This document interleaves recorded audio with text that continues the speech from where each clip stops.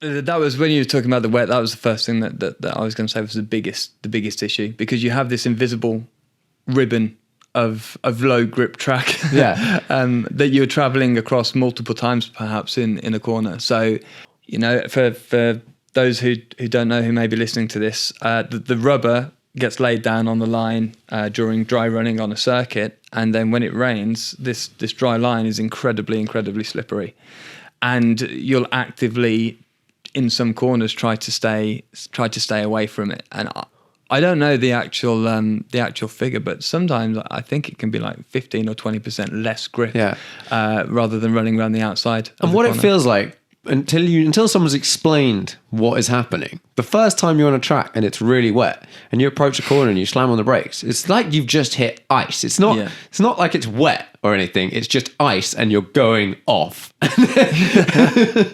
Well, you've got rubber, water and rubber, haven't you? It's not got a great coefficient of friction.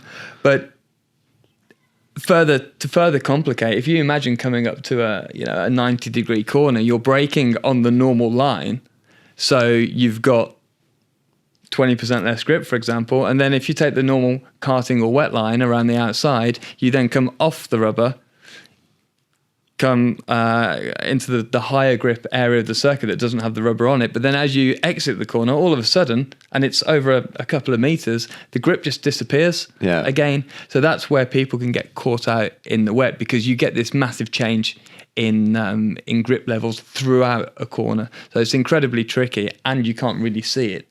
So you have to imagine and also feel where the grip is. For example, I was at Brands Hatch on Tuesday, and it was wet all day, and some of the corners you'd drive on the dry line, and some of the corners you'd go right around the outside. And one of the difficulties with driving in the wet as well is that because you're driving around the outside a lot of the time. For example, paddock at Brands Hatch, the first corner at Brands Hatch is a quick corner, right? It's downhill, comes back up again, really tricky even in the dry. But in the wet, we ended up driving on Tuesday right around the outside of the corner. So it means that your margin for error, if you go in a mile an hour too quick, you've got no margin for error. So you're just going to drop it into the gravel there. So it makes it incredibly difficult.